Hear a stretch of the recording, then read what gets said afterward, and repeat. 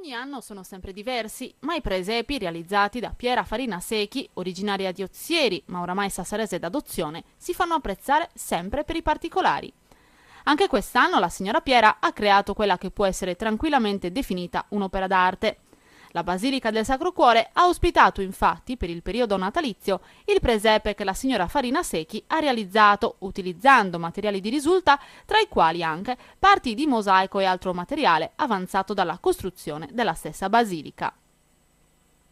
Tra i personaggi e l'ambientazione spicca anche del Pane Vero, il centro di una spianata di Ozieri, sapientemente ritagliato tanto da farlo sembrare un pane tondo, tipico della nostra terra. La signora Farina Secchi ci descrive più dettagliatamente la sua opera.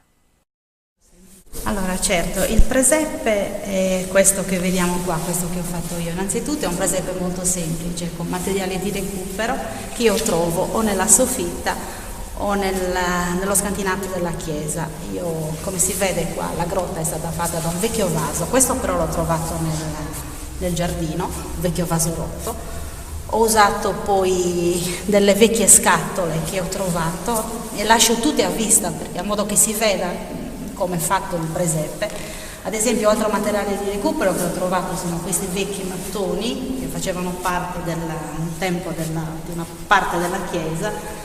Questo che il contenitore molti parrocchiani lo conoscono perché sta nella grotta della Madonna di Lourdes, dove si mettono le candele in genere, e l'ho usato come base per fare una parte del villaggio. Possiamo vedere anche da questa parte dove ci sono delle parti di prove di mosaico, quindi degli anni 50, il periodo della costruzione della chiesa. Cose molto semplici come quelle strisce di legno che non è altro che uno strumento musicale. Laggiù ad esempio c'è una riproduzione in scala di un altare qui della cappella, quindi materiali molto semplici che io lascio sempre a vista, come questa vecchia sedia che non so, forse un tempo veniva usata sull'altare con questi pomi d'ottone o altro marmo, tavoli. Questo è il basamento, un'altra parte che i parrocchiani conoscono, dove ci sta sempre la statua del Sacro Cuore di Gesù.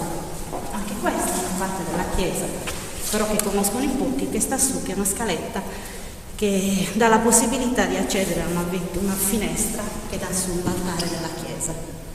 Quindi materiali molto semplici, è questo il presepe che io adoro, con tutto ciò che la chiesa mi può offrire, senza andare a ricercare cose elaborate, cose molto semplici. Allora, non potendo dedicare tutta la giornata perché tra messe, funerali e altre cose, quindi venivo in genere il pomeriggio, comunque una ventina di giorni.